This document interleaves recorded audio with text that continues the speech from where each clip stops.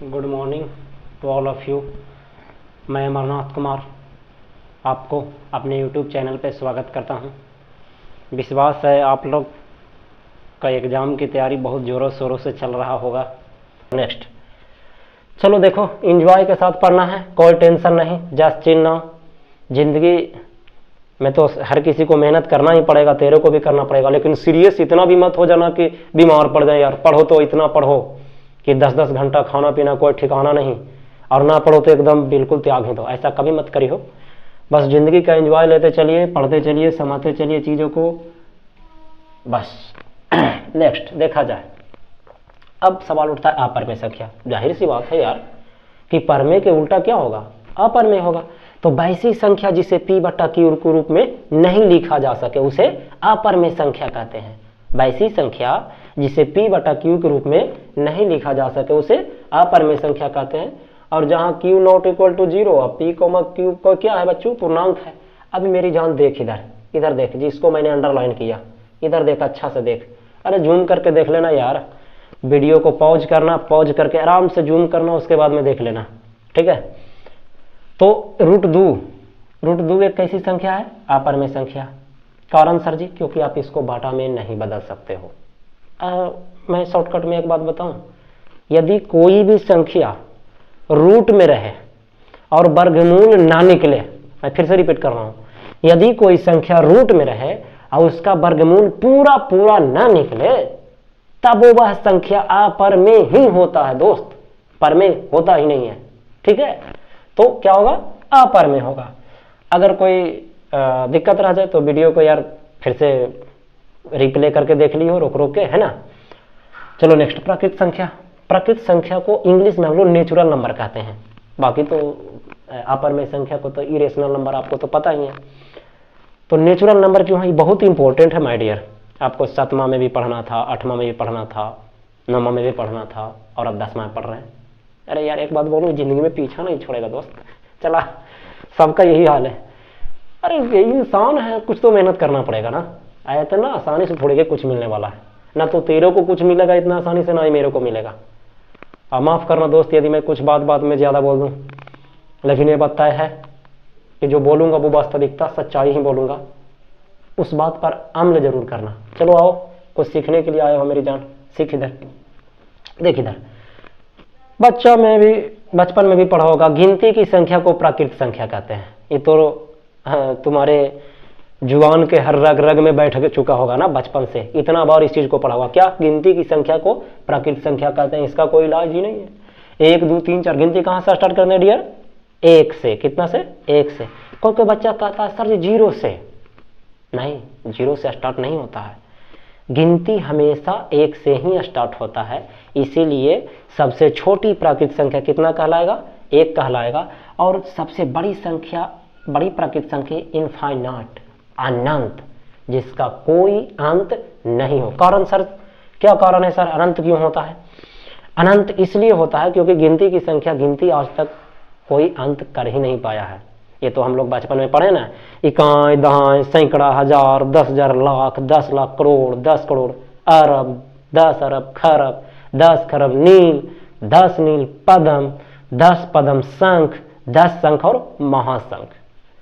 यार अभी तक खरब से ज्यादा रुपया नहीं हो पाया पूरे भारत का भी, यदि पैसा मिला दिया जाए ना तो अभी तक नील तक भी नहीं पहुंच पाया है।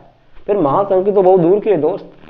तो चल इतना ही नहीं सोच, सीधे क्या सोचना है, सबसे छोटी वास्तविक प्राकृत संख्या क्या कहलाएगा बच्चों, 1। सबसे बड़ी अगर पूछे माय डियर तो क्या हो जाएगा, अपरिभाषित या अनंत, या इंग्लिश में बोले तो इनफाइनाइट, ठीक है। अब बात रह गया पूर्ण संख्या। गुरुजी होल नंबर, बस कुछ नहीं करना है, प्राकृत संख्या के चचेरा भाई है ये। बस चचेरा भाई का थोड़ा सा मोछ बढ़ गया है। क्या बढ़ गया है सर जी, 0 इसमें शामिल हो गया है। तो इसीलिए इसका परिभाषा क्या होता है, गिनती की संख्या में 0 को शामिल कर लेने पर पूर्ण संख्या प्राप्त होती है। या हम लोग कह सकते हैं कि जब प्राकृत संख्या के सदस्य में, प्राकृत संख्या के परिवार में जब 0 को शामिल कर लिया जाए तो कौन सी संख्या प्राप्त होती है मेरा बच्चा, पूर्ण संख्या प्राप्त होती है।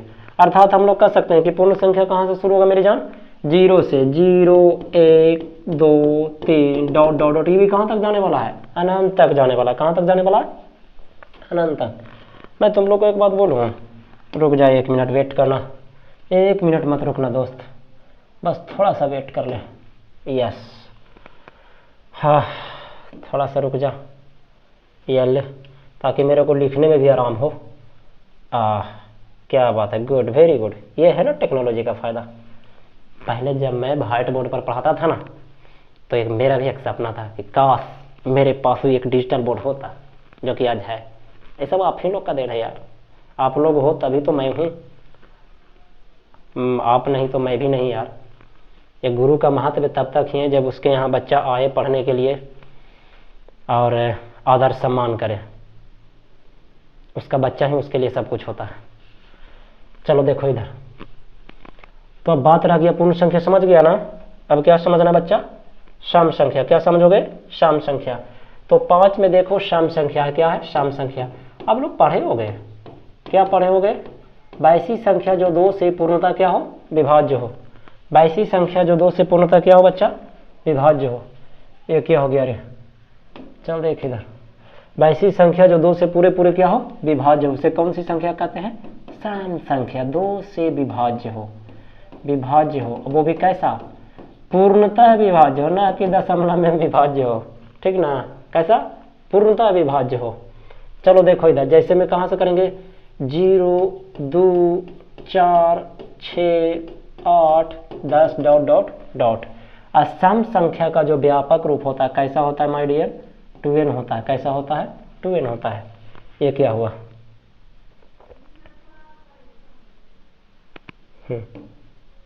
ठीक है, गुड। देखना, हाँ तो बोले कि सम संख्या का कैसा रूप, व्यापक रूप। व्यापक रूप, व्यापक रूप किसको कहते हैं बच्चा, देखो व्यापक रूप उसको कहते हैं जो एक बेस हो, क्या हो, जो एक बेस हो।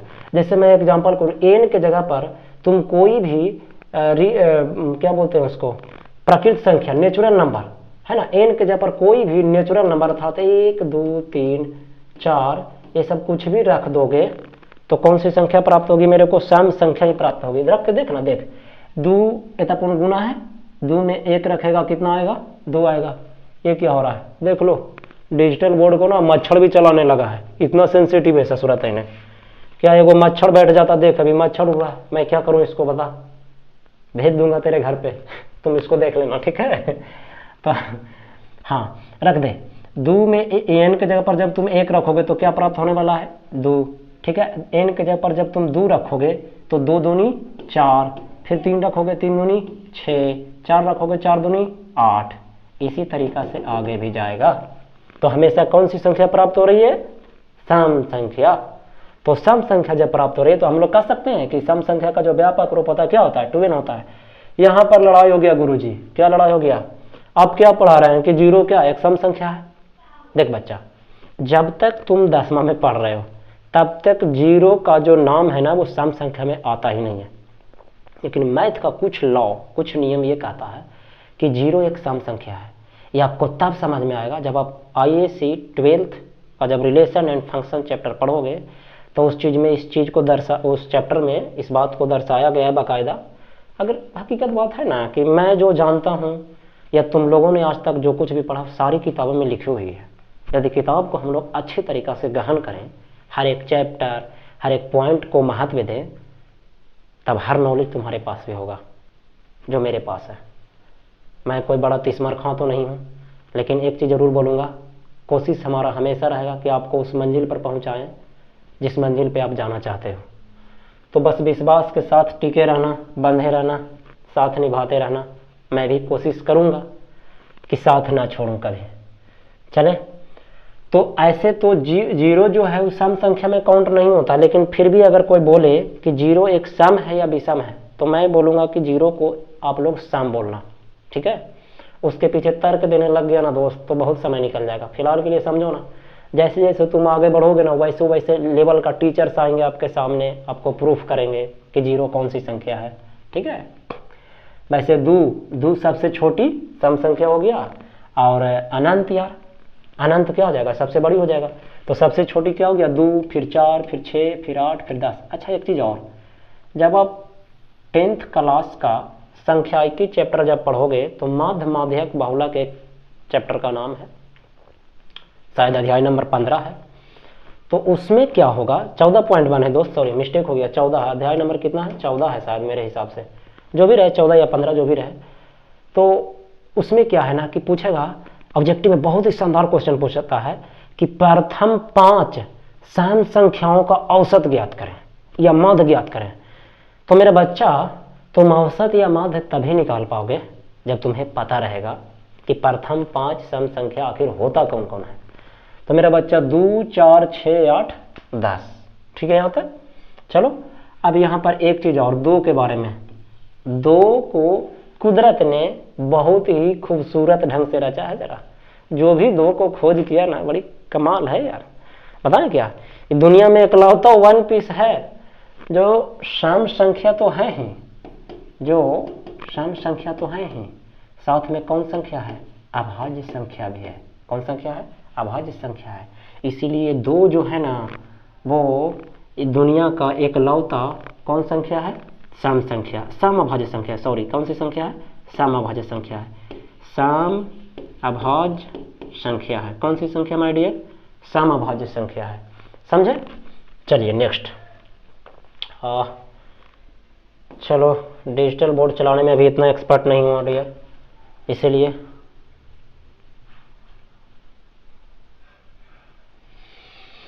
चलिए यार देखो देखो मच्छर क्या करता है, तुम लोगों को तंग कर रहा है ना, मेरे को भी तंग कर रहा है ना। तो प्रश्न सॉरी टॉपिक नंबर कितना चलने वाला है, 6 में कौन सी संख्या, विषम संख्या, कमाल की संख्या है ना। इसको भी आप लोग पढ़े होंगे, क्या नंबर, ऑड नंबर है ना। सम संख्या को जो मैं इंग्लिश बोलना ही भूल जाता हूँ, क्या करूँ यार, हिंदी मीडियम से पढ़ा लिखा हूँ, इंग्लिश जल्दी जुबान पे आता ही नहीं है।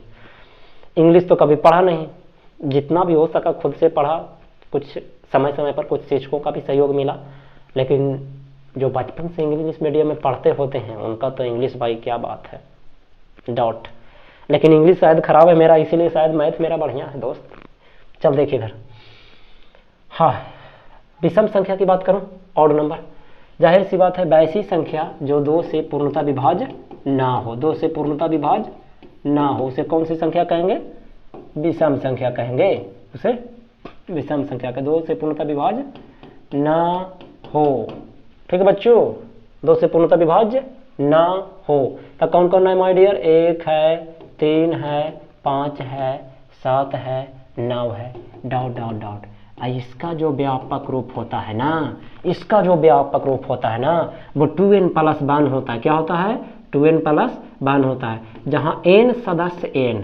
एक पढ़ मेरा बच्चा, यदि चिन्ह नहीं जानता, इस चिन्ह का मतलब नहीं समझते हो तो पहले आओ समझते हैं। यदि देखो 2-3 को चिन्ह को समझ लो, ठीक ना, वो alpha beta gamma sci fi delta सब तो वक्त के साथ होते रहेगा। फिलहाल के लिए मेरे को 2 चीज़ समझ में आ रहा है। एक तो ये आपको समझना चाहिए, ये किस चीज़ का चिन्ह है, बराबर नहीं का चिन्ह है। कौन चीज़ का, बराबर नहीं का चिन्ह है ना। अच्छा किसी बच्चे को ध्यान गया, क्या ध्यान गया, सर आप उल्टा पेन से क्यों लिख रहे हैं। देख इधर का नीब मोटा है, इधर का नीब पतला है, मेरे को इस टाइप से बहुत कंफर्टेबल महसूस होता है, इसलिए मैं इधर से लिख पा रहा हूँ, ठीक है। और ये जो चिन्ह होता है यही है सदस्य का चिन्ह, सदस्य का चिन्ह। सदस्य मतलब परिवार, जैसे आप एक अपने परिवार का क्या हो, एक सदस्य हो, उसी प्रकार से। और इसी को सदस्य को देकर के जब ऐसे कर दिया जाए तो इस सदस्य नहीं का चिन्ह होता है, इस सदस्य नहीं का चिन्ह होता है। मैं उदाहरण दे देता हूँ, ठीक ना। देख इधर मेरा बच्चा देखेगा, इधर जैसे कहीं पे लिखा हुआ है कि n जो है समुच्चय है किसी चीज़ का, 1 है, 2 है, 3 है, 4 है, 5 है। चलो ए मान लेता हूँ, n मत मानो, ए मान लो, ठीक है, ए मान लो, ठीक है। और b में लिखल है, b में लिखा हुआ है 1, 2, ये लिखा हुआ है। अब सवाल उठता है कि क्या b जो है वो सदस्य है a का, क्या b जो है सदस्य का। हाँ सर जी है। क्यों है, क्योंकि b के जितने भी सदस्य हैं, b के अंदर जितने भी संख्याएं हैं वो सभी के सभी संख्याएं किस में मौजूद है, a में मौजूद है। ये देख मच्छर कितना है, तेरे घर पे भी होगा तो चिंता मत करना, डिस्टर्ब तो करेंगे ना। तो b सदस्य क्या है, a है। क्यों है, क्योंकि सर जी 1 भी है और आपका 2 भी है। तो क्या सर जी ए भी सदस्य है बी का? नहीं मेरी जान, नहीं है। इसलिए नहीं है ना क्योंकि ठीक है ए का एक बंदा जो है वो बी में है, दूसरा भी है, लेकिन तीसरा कहाँ है? तो ठीक है, इसीलिए कहा जा सकता है कि बी जो है ए का तो सदस्य है लेकिन ए बी का सदस्य नहीं है। और इसकी जानकारी आप लोग 11th के मैथ जब पढ़ोगे सेट थ्योरी, उसमें सबसे पहले आप लोग को पढ़ाया जाएगा बहुत अच्छी तरीका से कि आपसे बेहतर गुरु कोई और कभी नहीं हो सकता है, क्योंकि आपसे बेहतर कोई दूसरा इंसान आपको समझ ही नहीं सकता है कभी। तो कुल मिला के बात यही है कि आप खुद को जानते हो कि आप कैसे हो, उसी मुताबिक आप मेहनत करो दोस्त, बस सिंपल है। चले विषम संख्या हो, चलो ठीक है। अभाज्य संख्या कौन सा नंबर? Prime number. गजब, ये तो इतनी बार आपकी जिंदगी में आएगा ना तो हल्का मचा के आता है यार, चला जाता है। इतनी बार पढ़ना होता है तो एक ही बार अच्छी तरीका से पढ़ लो। कौन सा नंबर बच्चों?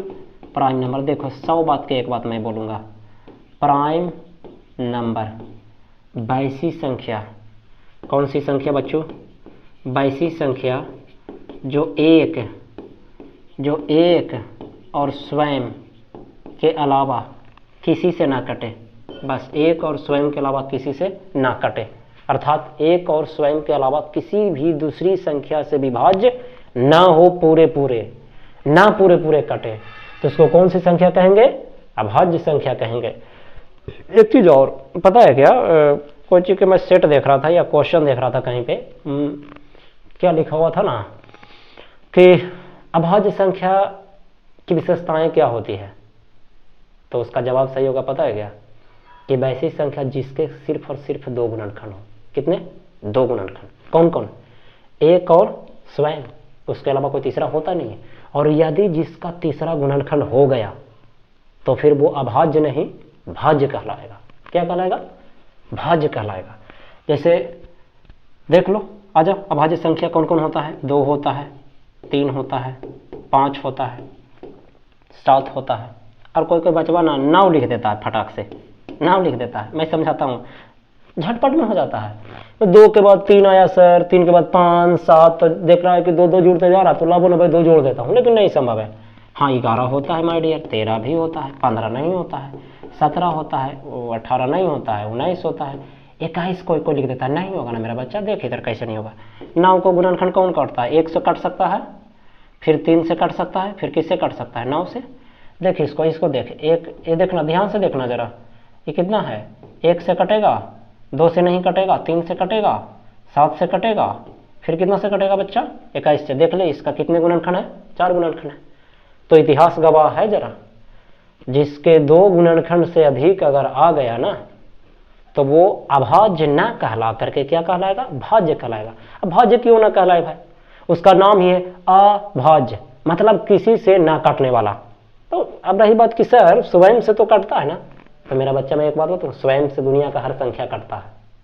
और रही बात 1 से, कि सर 1 से भी तो कटता है, तो एक ऐसी संख्या है कि दुनिया के सभी संख्याएं एक मर्तबा में जरूर कटता है, 1 से जरूर विभाजित होता है, लेकिन कोई फर्क ही नहीं पड़ता है, क्योंकि एक ऐसी संख्या है ना कि जो किसी से भी भाग दे दो, किसी से भी गुना कर दो, कोई फर्क ही नहीं पड़ता है। एक बड़ी बेशरम चीज है यार। नहीं बेचारा बेशरम मत बोलो, अच्छा चीज है। बेचारा कितना न्यूट्रल है, देख लो तो, कि आप किसी के साथ गुना कर दो, बेचारा को जिसको मन है उसको से उठा के, अगर हम तुम्हारे साथ भी 1 से गुना कर दें तो कोई फर्क नहीं पड़ेगा, तुम ही रह जाओगे। 5 से 1 में गुना कर दो, 5 ही रह जाएगा। √2 में 1 से गुना करो, √2 ही रह जाएगा। या भाग कर दो फिर भी उतना ही रह जाता है। देखो दादा ना, इस दुनिया में कुदरत ने जो कुछ भी बनाया है ना, बहुत सोच समझ के बनाया है, और उसका महत्व जरूर है इस दुनिया में, ऐसा नहीं कि बेकार में बनाया है। तो एक भी जिन्होंने बनाया ना, बड़ी सोच समझ के बनाया, बहुत अच्छी बात है। तो सबसे छोटी अभाज्य संख्या बोले तो कौन होगा? 2। अब 2 एक अभाज्य संख्या ही नहीं, कौन संख्या भी है? सम अभाज्य है। कौन सी है? सम अभाज्य है। तो अब सवाल उठता है, गुरुजी क्या 2 बोलना उचित रहेगा? अगर सबसे छोटी अभाज्य संख्या हमसे पूछा जाए तो क्या मैं 2 बोलूं या 3 बोलूं? देख मेरा बच्चा, ये जो है ना मेरी जान, ये विषम अभाज्य है। कौन सी है? विषम अभाज्य है। ठीक है, अभाज्य तो है, देख लो इधर मिटा रहा हूं, ठीक है। देखो अभाज्य तो है लेकिन ये कौची है, विषम अभाज्य है, क्योंकि विषम संख्या भी है और अभाज्य संख्या भी है, तो विषम और अभाज्य दोनों हो गया ना। और इधर की जितने भी संख्या, इसको छोड़ दो ना, ये तो अभाज्य संख्या हो गया ना। इसके बाद की जितने भी अभाज्य संख्याएं आएगी उस सब के सब तुम्हारा क्या होगा, विषम संख्या होगा, और अभाज्य संख्या तो है ही। तो इसीलिए दो एकलौता ऐसा क्या है, अभाज्य है, जो कि क्या है, सम संख्या भी है ना। इसीलिए दो को क्या कहेंगे, सम संख्या कहेंगे। ठीक है। सॉरी दोस्त, क्लास तो ज़्यादा लंबा हो रहा है, लेकिन क्या करूं, सफलता का कोई शॉर्टकट नहीं होता है। थीम शायद चेंज करने पड़ेगा मेरा बच्चा, थीम मेरे को चेंज करना होगा, क्योंकि वीडियो में क्लियर नहीं दिख रहा। अब सही है क्या, अब सही है क्या, थीम सही है, दिख रहा है क्या? चलो गुड, वेरी गुड, बहुत अच्छा दिख रहा है। 1 घंटा का वीडियो तो है दोस्त, लेकिन क्या करूं, देख एक बात बताता हूं, या तो झटपट में शॉर्टकट में वही पढ़ाऊं जो पढ़ना है, एक तरीका ये भी है। दूसरा ये है कि हर चीज़ को इतना गहन से पढ़ते चलो ना कि ससुरत है ज़िंदगी में दोबारा उसको पलटने की जरूरत ना पड़े। अब मेरा यही मानना है कि उसके बारे में इतना नॉलेज इकट्ठा कर लो किसी चीज़ के बारे में कि दोबारा उस टॉपिक पर समय बर्बाद करने की जरूरत ना पड़े। ठीक है। तो रातों रात कोई अमीर नहीं बनता है दोस्त, सफलता का कोई शॉर्टकट नहीं होता बच्चा, इसलिए थोड़ा सा तो मेहनत करना ही पड़ेगा ना। तेरे को भी करना पड़ेगा, मेरे को भी करना पड़ेगा। ठीक है ना। तो अभाज्य संख्या तक समझ गया क्या तू लोग? बोलना, कमेंट में लिख देना, अभाज्य संख्या तक समझ गया क्या? चला जा अब पूर्णांक संख्या। एक बार इन संख्याओं को अच्छी तरीका समझ लो ना, फिर पूरे 10वां में कभी पढ़ाऊंगा नहीं यार ये सब सारी चीज़ें, कभी पढ़ना भी मत। इसके पीछे समय कौन बर्बाद करता है यार? ये छोटा छोटा फैक्ट है जो मैथ बनाते समय जब लिखा हुआ रहेगा तो आपको समझने में मदद होगा। और कहीं भी लिखा, अब सवाल उठता है पूर्णांक, गुरुजी पूर्णांक, बहुत दिन से सुनते आ रहे थे गुरुजी पूर्णांक में लिखे, पूर्णांक क्या है? देख, हम 100 बात के एक बात, कभी भी प्राकृत संख्या अर्थात नेचुरल नंबर के सदस्य के आगे जब भी हम लोग चिन्ह निर्धारित कर देते हैं, चिन्ह डिसाइड कर लेते हैं, तब वह प्रकृत न कहला करके पूर्णांक कहलाता है। जैसे देख इधर, पूर्णांक 2 प्रकार के, एक होता है कौन पूर्णांक? धन पूर्णांक। पढ़ा होगा कभी, कभी ना कभी तो नाम सुना होगा। ना सुना मेरी जान तो अब सुन लेना तुम, मैं हूं ना सुनाने के लिए। चलो देख इधर, ऋण पूर्णांक, ये देख, यही तो खास बात है। धन मतलब प्लस, ऋण मतलब माइनस। तो जब आप चीज़ों को लिखोगे +1, +2, +3, +4, डॉट डॉट डॉट कहाँ तक? अनंत तक, है ना। चीज़ों को लिखोगे -1, -2, -3, -4, dot dot dot minus infinity तक, तो ये कौन सा पूर्णांक कहलाएगा? ऋण पूर्णांक कहलाएगा। ये कौन सा पूर्णांक कहलाएगा? धन पूर्णांक कहलाएगा। कॉन्सेप्ट खत्म मेरा बच्चा, बस इतना ही पढ़ना था। हाँ, रही बात कुछ चीज़ें शॉर्टकट में याद कर लेना, बाकी तो नोट्स में लिखा हुआ है ही। देख इधर, वास्तविक संख्या को r से सूचित करते हैं। कौची से? r से, हमेशा बाकी r। ठीक है बाबू। प्राकृत संख्या कहीं भी लिखा रहा है मैथ में ना, ठीक ना, प्राकृत संख्या को कौची से? बड़की n से, छोटकी n मत दियो, बड़की n दियो। ठीक है, नेचुरल नंबर। ठीक है। उसके बाद में एक ठो जो होता है वो होता है पूर्णांक। क्या बाबू? पूर्णांक।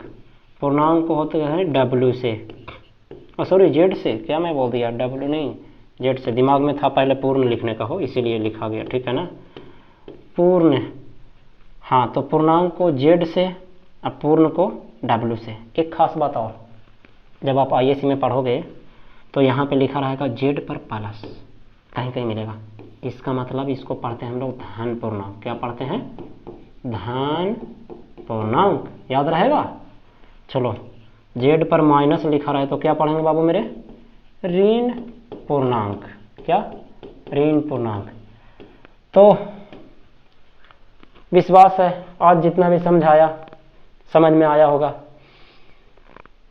अगर वीडियो अच्छा लगा, कुछ सीखा ज़िंदगी में, तो वीडियो को लाइक कर देना और चैनल को सब्सक्राइब कर देना। दूसरी बात ये बोलना मैं चाहूँगा कि 10वां में जितनी भी प्रकार की संख्याएं पढ़ना है वो तुम लोगों ने क्या कर लिया, पढ़ लिया। इससे ज़्यादा तो है नहीं। अगर है आगे शांत अशांत ये सब है तो सब अलग बात है, वो सब आगे पढ़ना है, वो सब तो बोर्ड एग्जाम में पूछेगा यार। तो बस यहीं पे सेवा समाप्त। नमस्कार। जाते जाते एक अंतिम सवाल नहीं यार, टास्क दे देता हूँ, सवाल नहीं बोलता हूँ, टास्क देता हूँ। एक बार अपने मम्मी पापा के खातिर ना इसको रिवीजन कर लेना दोस्त, ताकि मेरा मेहनत कभी बेकार ना जाए। और तुमने जो 1 घंटा समय बर्बाद किया है ना, वो तुम्हारे पास ज़िंदगी भर के लिए रहे बन करके, ठीक है ना। तो अपने बड़े भाई होने के नाते एक बार चैनल को सब्सक्राइब कर देना, 1 के पूरा करने में मदद कर दोस्त, सब तेरे ही भरोसे हैं।